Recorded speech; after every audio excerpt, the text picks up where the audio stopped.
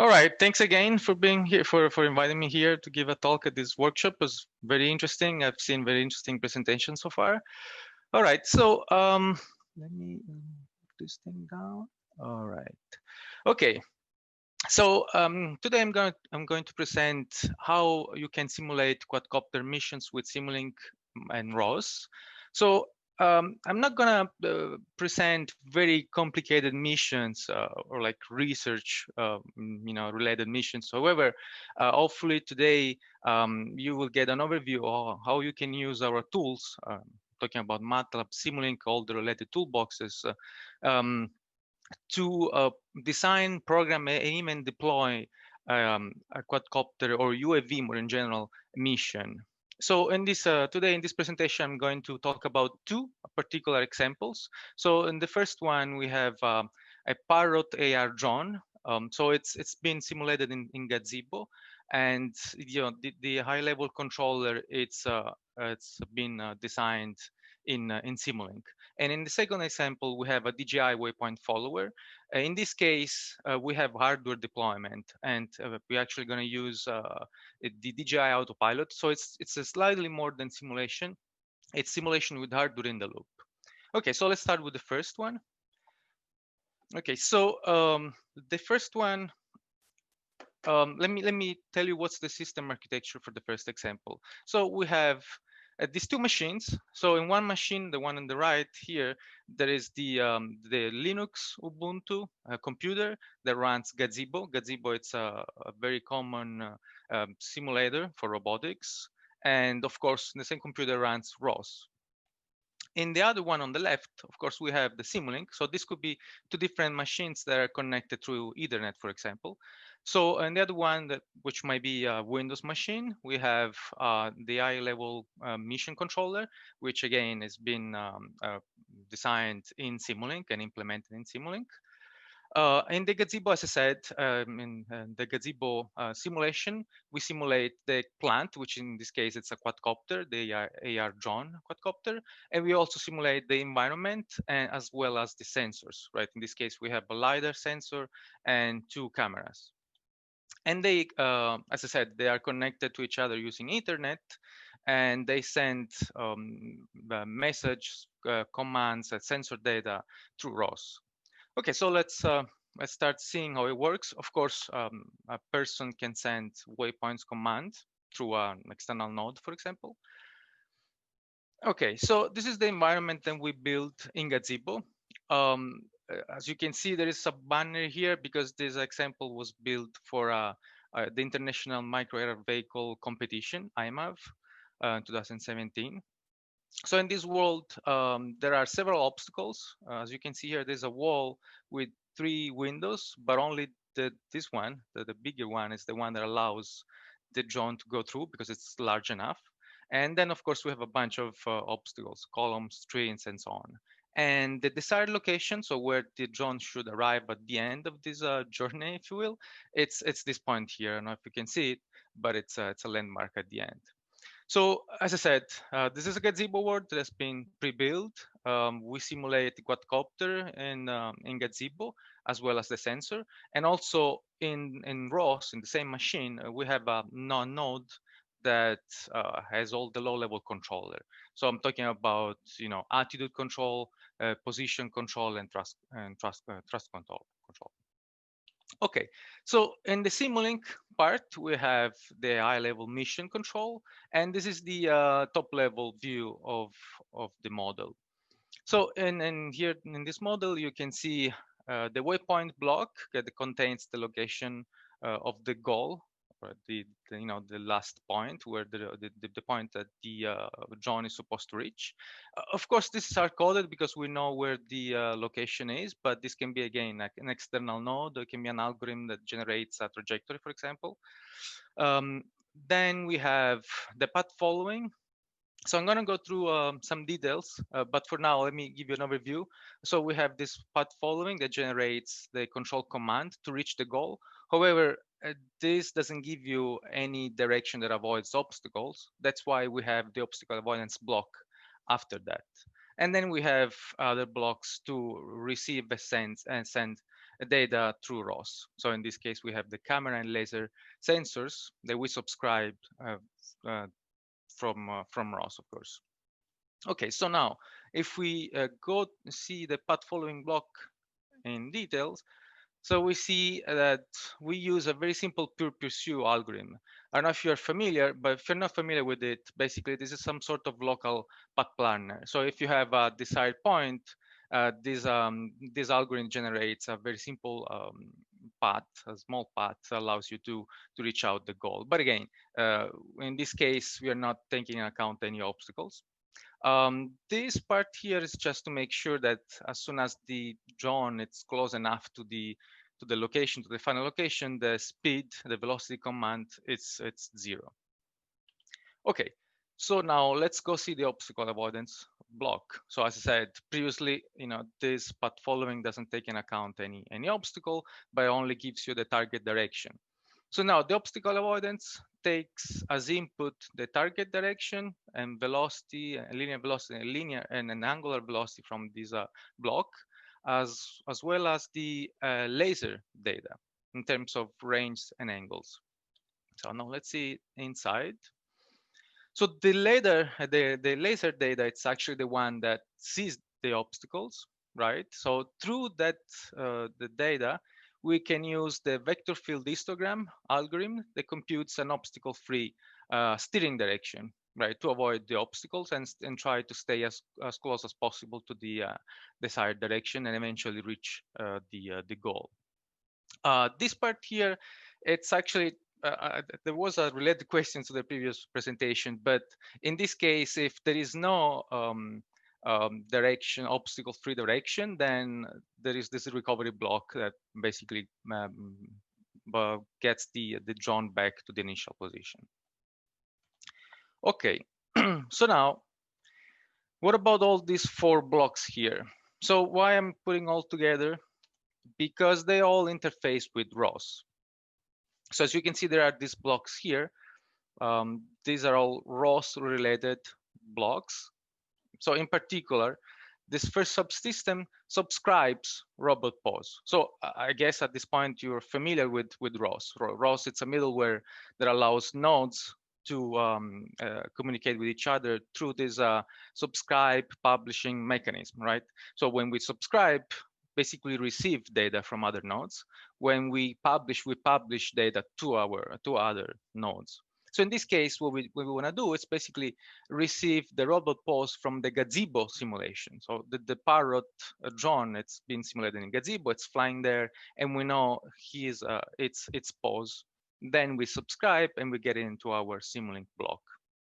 Okay, then the second one, it's to subscribe camera data. So this block here, subscribe the camera data. And in this particular example, camera data, it's only used for visualization. It's not being processed as the LiDAR data is. And yes, and this is of course the block to subscribe the LiDAR data. So we receive the LiDAR data, and then as I showed you earlier, the LiDAR data, it's used for obstacle avoidance. And then the altitude. So similarly, we know the altitude from the simulated sensors in Gazebo.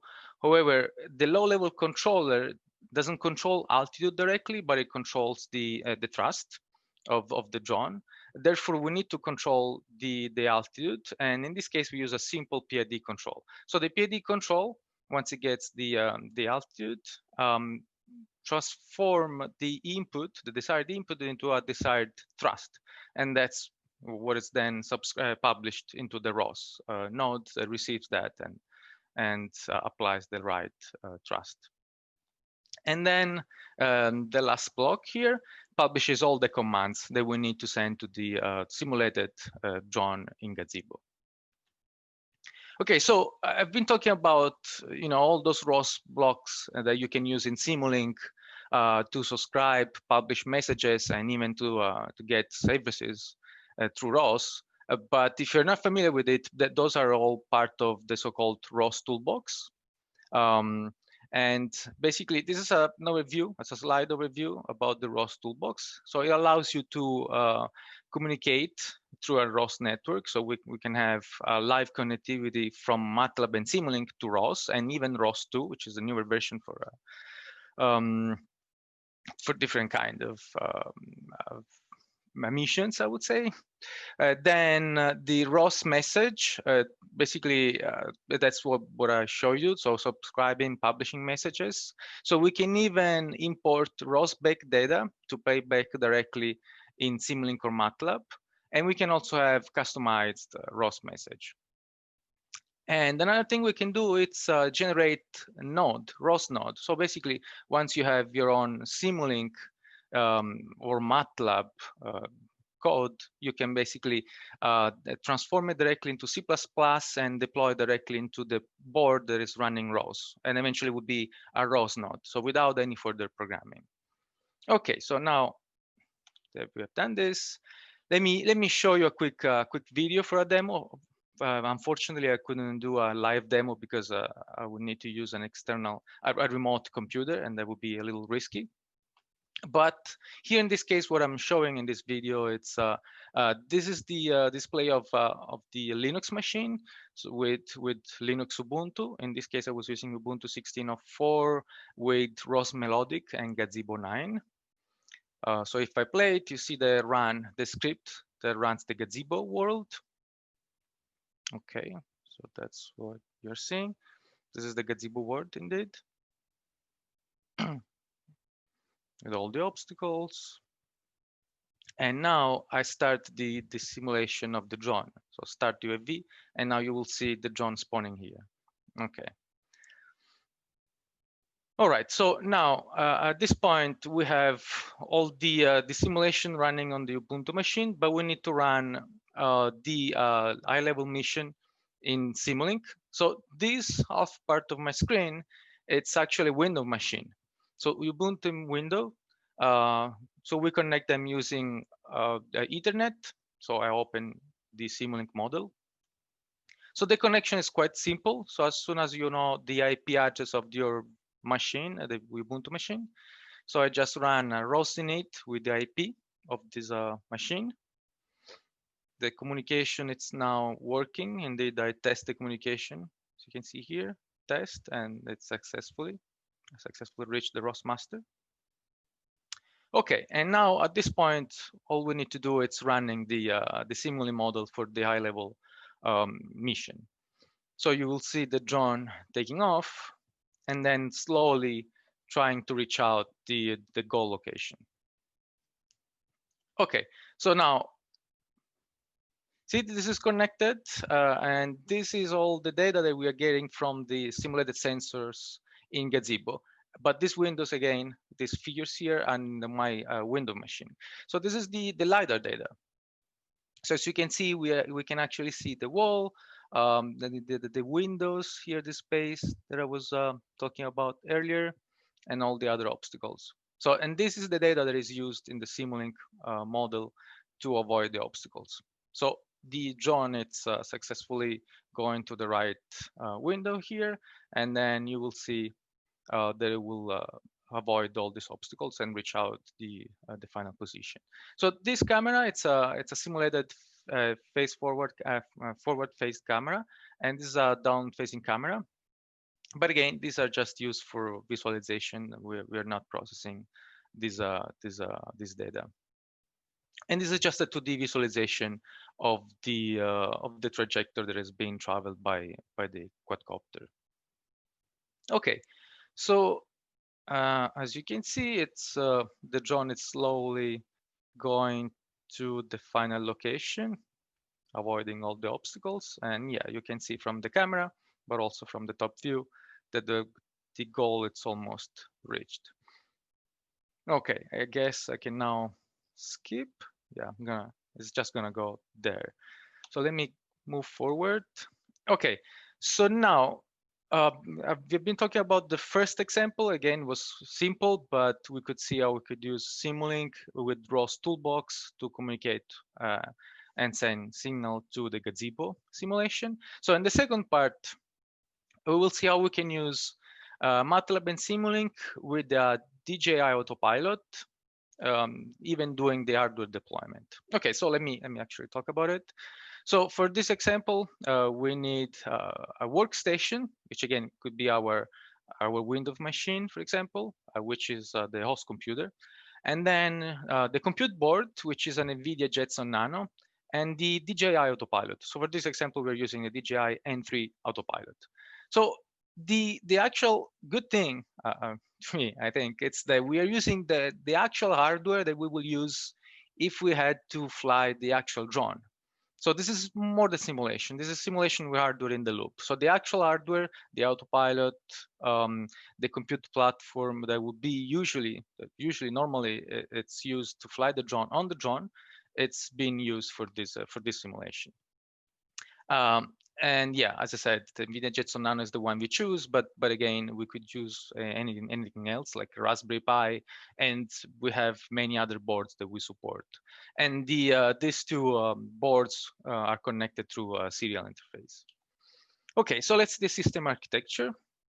So we have, as I said, the computer board, which is in this case, it's the NVIDIA Jetson Nano. So this compute board is the one that runs ROS.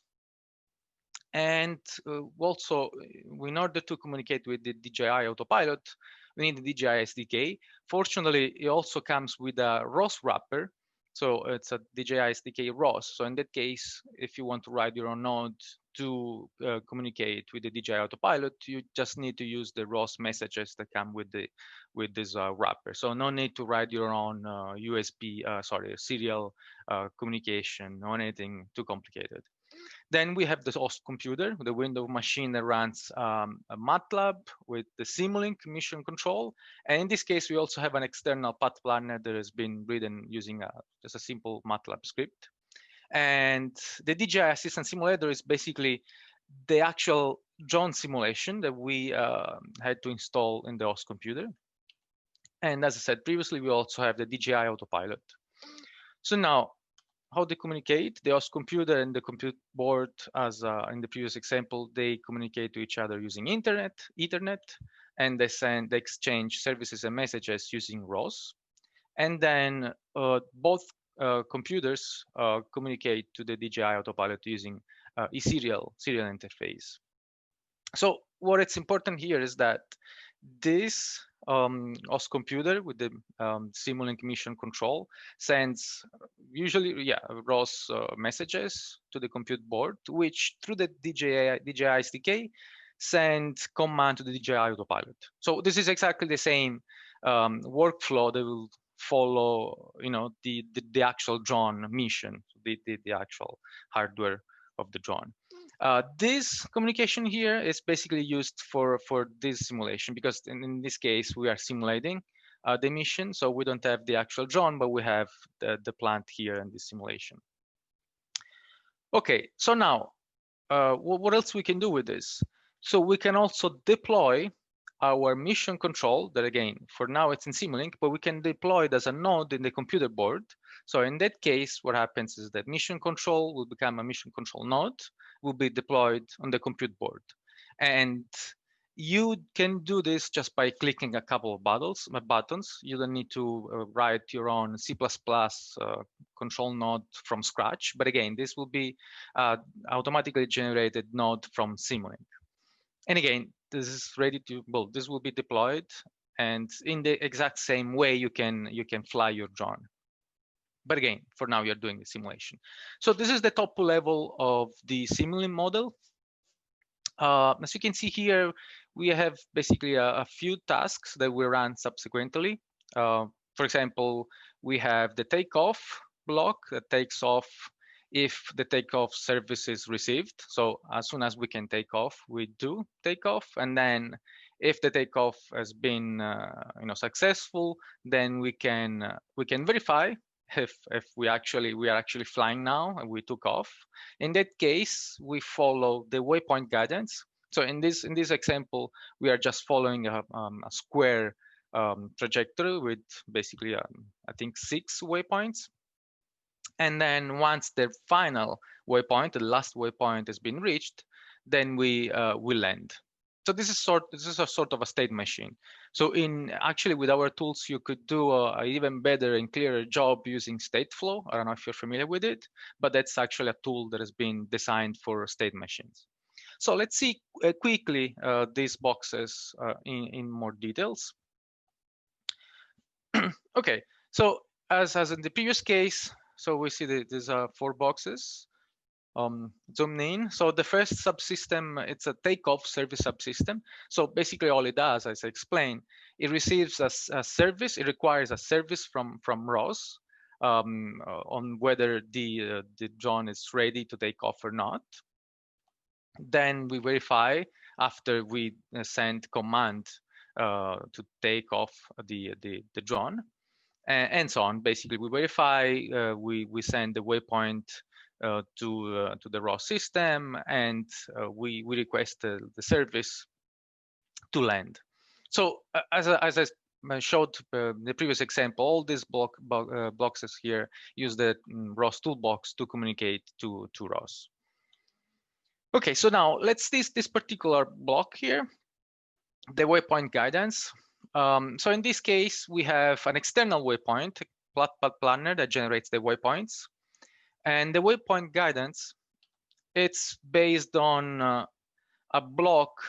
It's not the same as the previous one, the pure pursuit, but this is an algorithm that is part of the UAV toolbox. So the UAV toolbox is a very recent toolbox. I think it was shipped about a few months ago. That has a lot of tools for designing your UAV mission.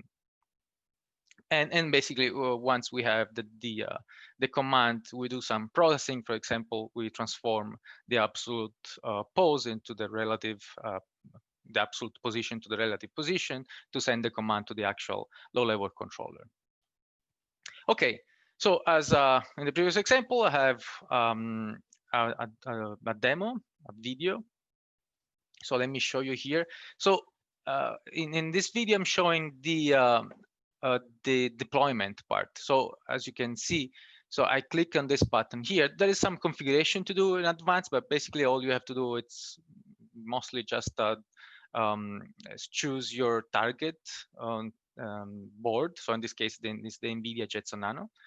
Then you just click the button and you build and run and deploy the node that is basically being auto-generated from this block, from this Simulink model, into the compute platform.